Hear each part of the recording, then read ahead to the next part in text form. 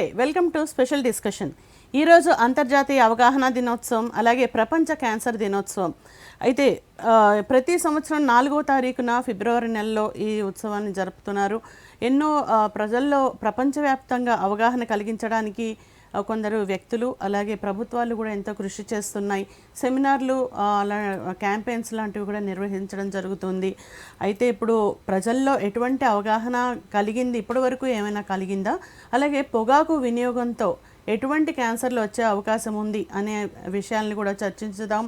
ఈరోజు మనతో స్టూడియోలో సిద్ధంగా ఉన్నారు ప్రముఖ వైద్యులు, పొగాకు వ్యతిరేక ఉద్యమకారులు డాక్టర్ ఓ నాగేశ్వరరావు గారు. ముందుగా వారిని ఆహ్వానిద్దాం. సార్ నమస్తే. నమస్తే సార్. ఇప్పుడు ఒకప్పుడు క్యాన్సర్ అంటే చాలా భయపడేవాళ్ళు, అంటే వణిలో వణికి పుట్టించేంతగా భయం ఉండేది. ఇప్పుడు పరిస్థితి ఎలా ఉందంటారు క్యాన్సర్ సంబంధించి? అంటే ఇప్పుడు క్యాన్సర్ అంటే అప్పుడు భయం ఉంది, తర్వాత ఇప్పుడు కూడా భయం ఉంది. కానీ కాకపోతే ఫెసిలిటీస్ ఎక్కువయ్యాయి, అంటే నివారణ కార్యక్రమాలు కూడా ఎక్కువయ్యాయి. అదేవిధంగా ఇప్పుడు అవగాహన కూడా పెరిగింది. ఈ పెరగటం వల్ల కొంతవరకు ఈ క్యాన్సర్ అనేది ఏంటి అనేది ప్రజలకి ఇప్పుడిప్పుడే తెలుస్తూ ఉంది. ఓకే. అయితే ఇప్పుడు చికిత్సా పద్ధతుల్లో ఏమైనా మార్పులు వచ్చాయా ముందరికి ఇప్పటికీ? అంటే డెవలప్మెంట్ ఎలా ఉంది? అంటే ఇప్పుడు చాలా హై టెక్నాలజీ వచ్చేస్తుంది. ఈ టెక్నాలజీ తోటి క్యాన్సర్ అంటే పెద్ద భయపడవలసిన అవసరం లేదు. ఎందుకంటే ఇప్పుడు వితౌట్ పెయిన్ అనేకమైన ఈ రేడియోథెరపీ ఏంటి, కీమోథెరపీ ఏంటి, ఇట్లాంటి చాలా టెక్నాలజీలతోటి క్యాన్సర్కి అనేక మార్గాలతోటి నివారణ కార్యక్రమాలు జరుగుతూ ఉన్నాయి. కాబట్టి పెద్దగా భయపడవలసిన అవసరం కూడా లేదు. ఓకే. అయితే ఇప్పుడు పొగాకు మనం అంటే చాలా చోట్ల విన్నాము, ఇంజూరియస్ టు హెల్త్ అని సిగరెట్ బాక్సుల మీద కూడా వేస్తూ ఉంటారు. అయితే ఈ పొగాకు వినియోగంతో ఎలాంటి ముప్పు ఉంది, అట్లాగే ఎటువంటి క్యాన్సర్లు వస్తాయి, ఎన్ని రకాలు ఉన్నాయి అనేది కొంచెం. ఈ పొగాకు అనేది వాడకం వల్ల అనేకమైన క్యాన్సర్లు వచ్చే అవకాశం ఉంది. ముఖ్యంగా నేను దంత వైద్యుని కాబట్టి నోటి క్యాన్సర్ అంటే పొగాకు కొంతమంది నములుతూ ఉంటారు, కొంతమంది సిగరెట్ రూపంలో కాలుస్తూ ఉంటారు, కొంతమంది చుట్ట రూపంలో కాలుస్తూ ఉంటారు, కొంతమంది గుట్కా, జర్దా, ఇట్లాంటి అనేక పదార్థాలు, పొగాకు దాని ఉత్పత్తి పదార్థాలు చాలా పెరిగాయి. ఈ పెరగటంతో అనేక మంది అనేక విధాలుగా వాడటం జరుగుతూ ఉంది. కాబట్టి ఈ వాడకం అనేది తగ్గలేదు. ఎందుకంటే ఈ వాడకం ద్వారా వాళ్ళు కొంత హాయిని పొందటమే కాకుండా అట్లాగే ఈ కొంతమంది దీన్ని కంటిన్యూ చేయడం వల్ల వాళ్ళు ఒక పబ్లిక్లో ఒక హీరోయిజాన్ని కూడా వాళ్ళు పొందుతూ ఉన్నారన్నమాట. కాబట్టి వాళ్ళు దాన్ని కంటిన్యూ చేయడం అనేది జరుగుతూ ఉంది. ఓకే. అయితే ఇప్పుడు మీరు 45 సంవత్సరాలుగా పొగాకుకి వ్యతిరేకంగా పోరాటం చేస్తున్నారు. ప్రజల్లో చైతన్యపరచాలనేది మీ ముఖ్య ఉద్దేశంగా. సో అది ఏమైనా అవగాహన పెరిగిందంటారా ప్రజల్లో అప్పటికి ఇప్పటికి? ఏమైనా 45 ఇయర్స్ నుంచి మేము ఈ పొగాకు యొక్క అనర్థాల గురించి బస్టాండ్లోను, రైల్వే స్టేషన్లోను, అట్లాగే స్కూల్స్లోను, తర్వాత అనేకమైన పార్కుల్లోను, అక్కడ ఇక్కడ ఎక్కడ పడితే అక్కడ ఎక్కడైతే పబ్లిక్ ఉంటుందో ఆ ప్రదేశాల్లో ఈ పొగాకు, దానివల్ల వచ్చే అనర్థాలు, దానివల్ల వచ్చే క్యాన్సర్ గురించి మేము చెప్తూనే ఉన్నాం. ఎందుకంటే దీనివల్ల ఒక్క నోటి క్యాన్సరే కాదు, మొత్తం శరీర అవయవాలన్నీ కూడా క్యాన్సర్ బారిన పడే అవకాశం ఉందన్నమాట. కాబట్టి ఈ అవగాహన కార్యక్రమం ప్రజల్లో ఇంకా రాలేదు. కాబట్టి దీన్ని కొనసాగించవలసిన అవసరం ఎంతైనా ఉంది. అయితే ఇప్పుడు సెమినార్లు కానీ క్యాంపెయిన్లు కానీ ప్రభుత్వం కూడా నిర్వహిస్తోంది కదా. సో దీనివల్ల ఏమైనా ఉపయోగం ఉందంటారా? ఎంతవరకు సక్సెస్ అయ్యారు వాళ్ళు? అంటే ఇప్పుడు వాటిని డామినేట్ చేస్తూ పొగాకు సంబంధించిన ప్రమోషన్స్ ఏమైనా జరుగుతున్నాయంటారా? లేకపోతే అంటే ఒక ప్రక్కని ప్రభుత్వం ఏదో ఉడతా భక్తిగా, అంటే నామకే వాస్తే ఈ సిగరెట్ తాగుతున్నప్పుడు సినిమాల్లో లేకపోతే టీవీలో పొగాకు వాడకం హానికరం, అట్లాగే గుట్టక నవ్వటం హానికరం అని ఏదో చిన్న యాడ్ ఇవ్వటం అనేది జరుగుతూ ఉంది. కానీ దానివల్ల పెద్దగా ఉపయోగం ఏమీ కనపడలేదు. ఎందుకంటే రాను రాను ఇప్పుడు ఈ సినీ ఇండస్ట్రీలో ఏంటి, అట్లాగే బయట కూడా ఈ బహిరంగ ప్రదేశాల్లో సిగరెట్ తాగొద్దు అంటున్నారు. కానీ ప్రతి టీ స్టాల్ దగ్గర అందరూ కూడా ఈ సిగరెట్లు తాగటం, ఈ సిగరెట్ల వల్ల ఏంటంటే వాళ్ళు చెడిపోకుండా, అంటే వాళ్ళు ఆరోగ్యం పాడైపోవటం మాత్రమే కాకుండా ఇతరుల యొక్క ఆరోగ్యం కూడా పాడైపోయే అవకాశం ఉందన్నమాట. అంటే ఆ పొగని పీల్చడం ద్వారా మిగతా వాళ్ళు కూడా ఈ వ్యాధి బారిన పడి వాళ్ళకు కూడా క్యాన్సర్ వచ్చే అవకాశం ఉంది. Okay sir. అయితే ఇప్పుడు పొగాకు గురించి ఇంకా ప్రజలకు పూర్తిగా అవగాహన జరగలేదు. అయితే ఇప్పుడు కొన్ని మూవీస్లో కానీ అంటే ఈ బాధ్యత సమాజం మీద కూడా ఉంది. అయితే ఫిల్మ్ ఇండస్ట్రీలో హీరోలు కానీ ఎవరు కానీ మోడలింగ్ చేయడం, దాన్ని దానివల్ల ఎంకరేజ్ అవుతూ కూడా యూత్ ఈ అలవాట్లకి వెళ్తున్నట్టు భావించవచ్చా మనం? అదే ఇప్పుడు ఎక్కువగా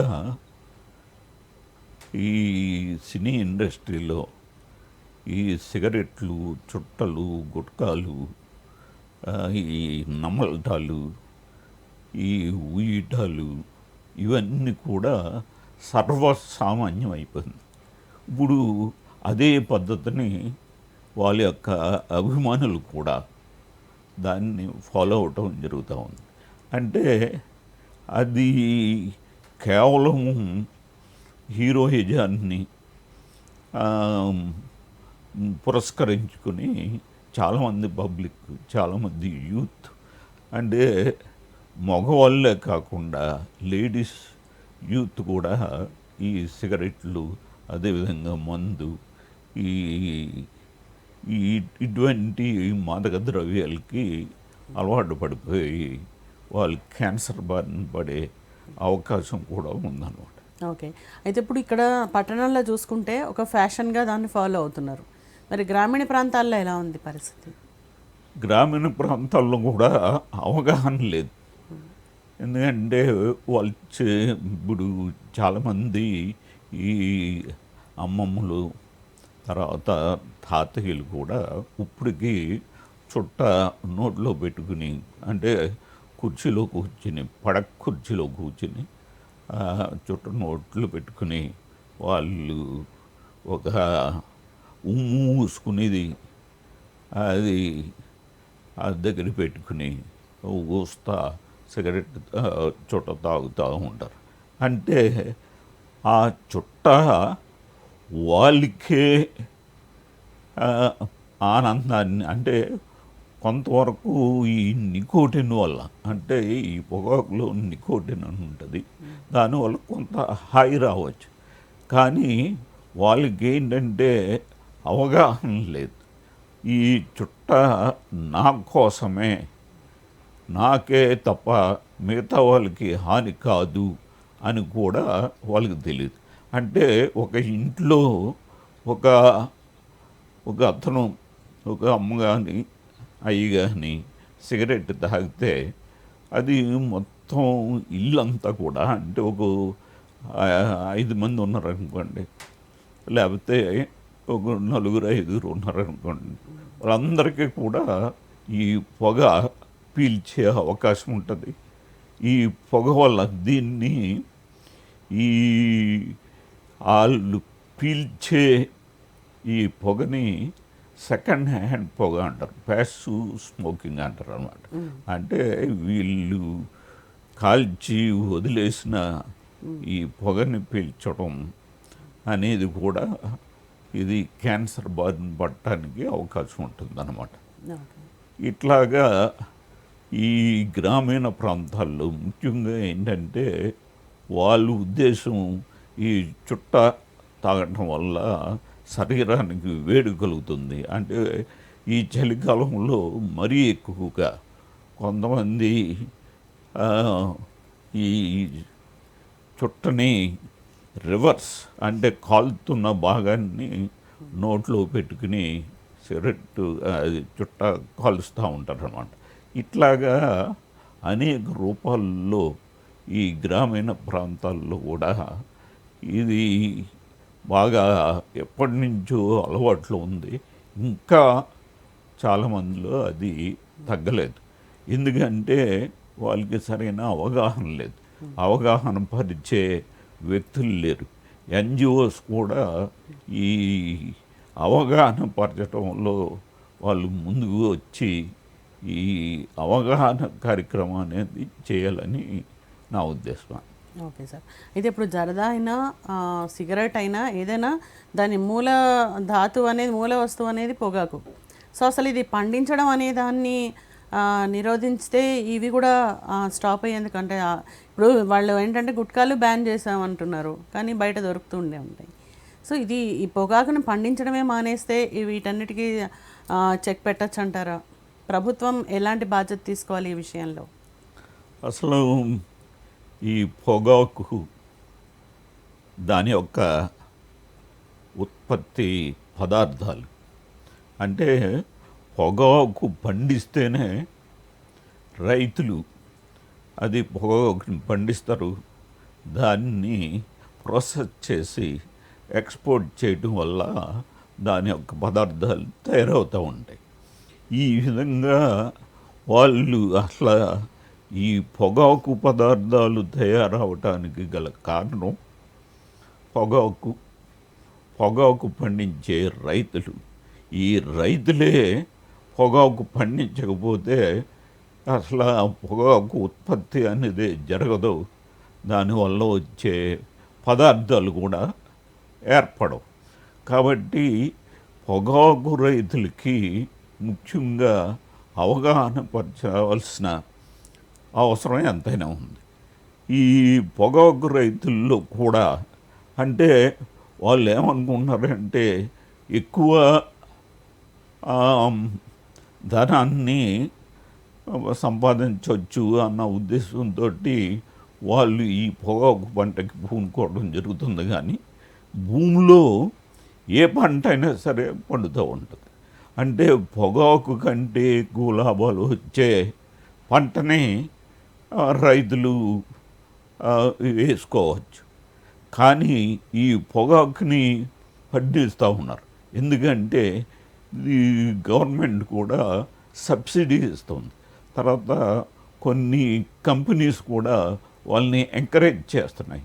కాబట్టి ఈ విధంగా ఎంకరేజ్ చేసి ఈ డబ్బు సంపాదనలో ఈ రైతన్నలు యాక్చువల్గా అన్నదాతలు అని పేరు పొందిన ఈ రైతన్నలు ఈ విధమైన విష పదార్థాలు, అంటే మనిషికి హాని కలుగజేసే, క్యాన్సర్ని కలుగజేసే ఈ విధమైన పొగాకుని పండించడం అనేది ఎంతవరకు సమంజసం అనే విషయాన్ని ఈ ప్రజలు, అంటే ముఖ్యంగా పొగాకు రైతుల్ని అవగాహన పరచవలసిన అవసరం ఎంతైనా ఉంది. ఎందుకంటే ఈ పొగాకు పంట వల్ల, దాని ప్రాసెస్ వల్ల ఆ ఇంట్లో వాళ్ళే కాకుండా ఆ ఊర్లో వాళ్ళు కూడా ఈ పొగాకు యొక్క వాసన పీల్చడం అనేది జరుగుతూ ఉంది. కాబట్టి ఆ ఊరు ప్రజలు, తర్వాత రైతులు ఈ పొగాకు బదులు వేరే ప్రత్యామ్నాయ ఈ కమర్షియల్ క్రాప్స్ ఉంటాయి, అవి వేసుకుని దాంట్లో మంచి లాభాలను పొందవచ్చు, మంచి ఆరోగ్యాన్ని కూడా పొందవచ్చు. కాబట్టి ఈ విషయాన్ని ప్రతి ఒక్క రైతు కూడా, అట్లాగే ఆ రైతు గ్రామంలో ఉండరు కాబట్టి గ్రామ సర్పంచ్, అదేవిధంగా ఆ గ్రామ పెద్దలు కూడా ఈ విషయంలో ఇది కొంచెం ఇనిషియేట్ తీసుకుని అది వాళ్ళకి అవగాహన పరచవలసిన అవసరం ఎంతైనా ఉంది. Okay sir. అయితే ఇప్పుడు పొగాకు తీసుకోవడం అనేది నోరు, ముక్కు ద్వారా తీసుకుంటారు.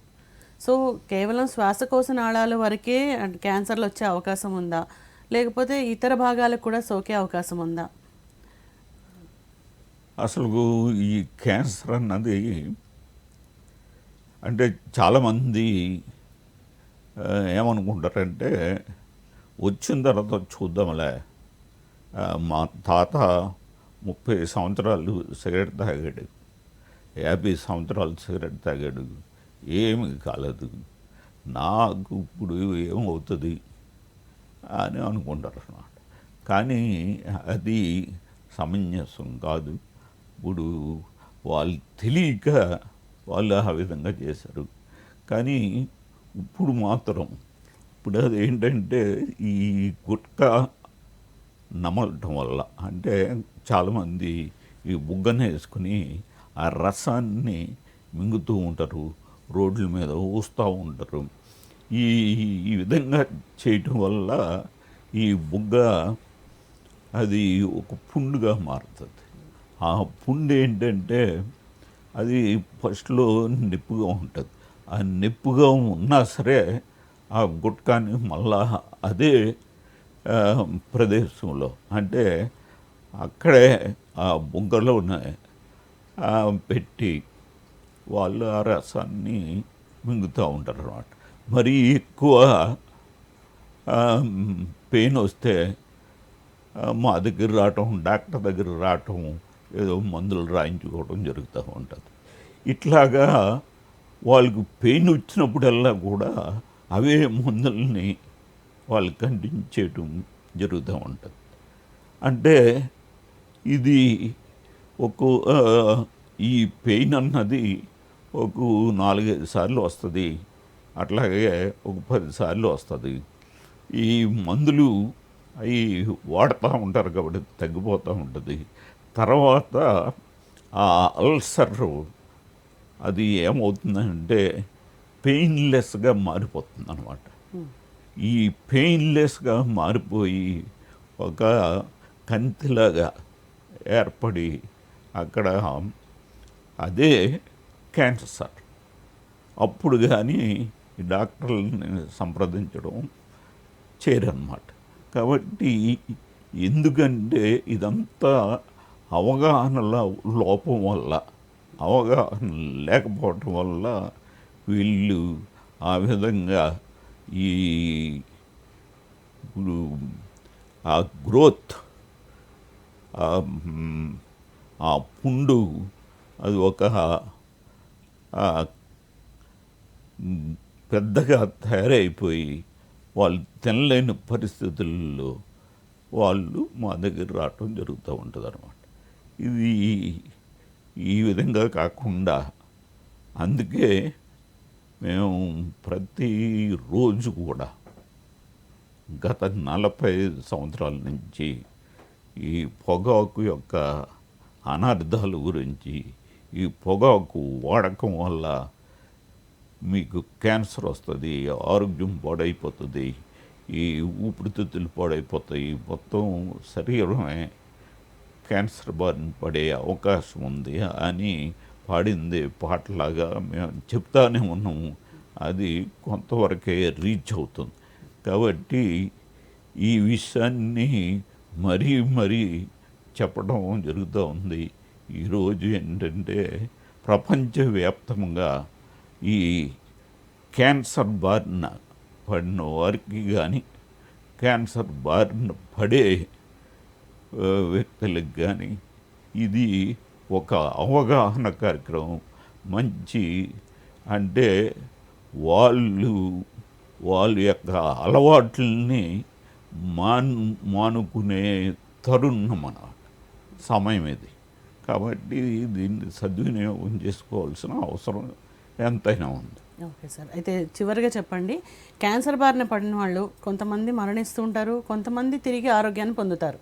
సో ఇది అంటే దీన్ని ఏ విధంగా తీసుకోవాలంటే ఒక్కొక్కసారి అనిపిస్తుంది మళ్ళీ ఆరోగ్యవంతులైన వాళ్ళని చూసి కూడా ఆ ధైర్యంతో ఈ అలవాట్లను కొనసాగిస్తున్నారా అనేది ఒక డౌట్ కూడా వస్తుంది. దీన్ని ఎలా తీసుకోవాలంటారు? అంటే అసలు క్యాన్సర్ అని ఎట్లా చెప్తామంటే నోట్లో ఒక అల్సర్, నోట్లోనే కాదు ఈ శరీరంలో నోటు దగ్గర నుంచి యానస్ వరకు ఒక అల్సర్ వచ్చిందంటే అది ఒక 1 month 2 months 3 monthsలో తగ్గిపోవాలి. అది తగ్గకోకుండా ఇయర్స్ టుగెదర్ ఉన్నదంటే అది క్యాన్సర్ బారిన పడే అవకాశం ఉంటుంది అన్నమాట. అట్లా కాకుండా కొంతమంది ఈ అల్సర్ వచ్చినప్పుడు డాక్టర్ల దగ్గర రావటం అనేది జరుగుతూ ఉంటుంది. వచ్చినప్పుడు ఇది మేము కొంతమందికి చెప్తాం, మీరు ఇట్లా కంటిన్యూ చేస్తే ఇది క్యాన్సర్ బారిన పడతారు అని చెప్పడం జరుగుతుంది అన్నమాట.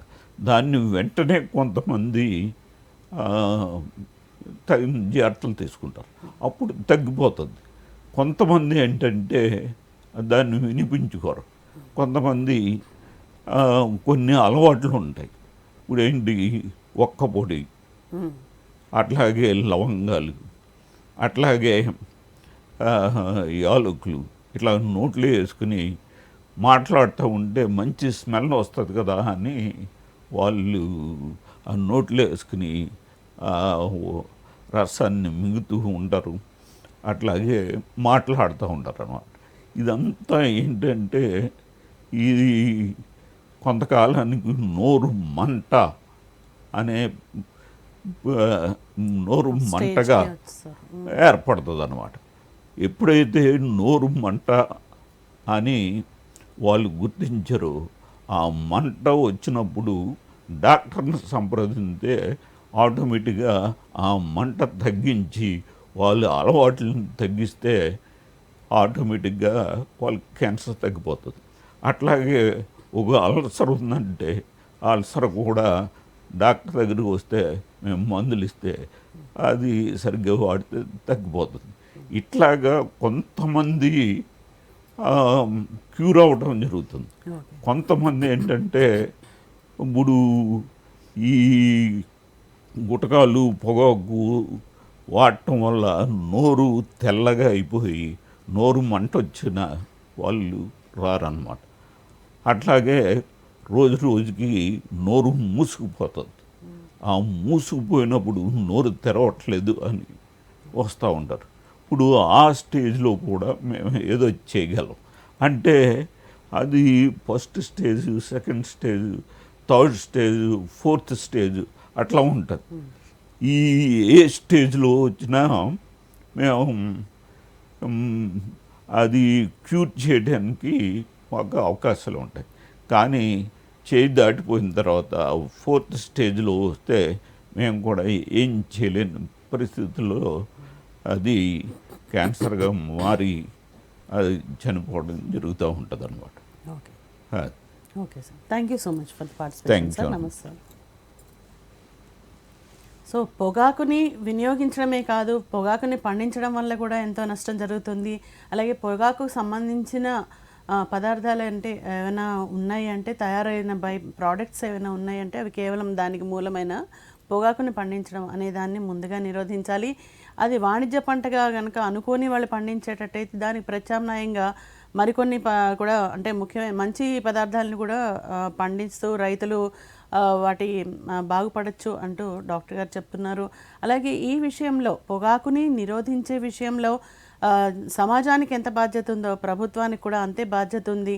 అందరూ కలిసి ఒక క్యాన్సర్ రహిత సమాజాన్ని నిర్మించే బాధ్యత అందరి మీద ఉంది. సో ఇది ఇవాల్టి డిస్కషన్. మరో ఎపిసోడ్లో మళ్ళీ కలుద్దాం. Keep watching.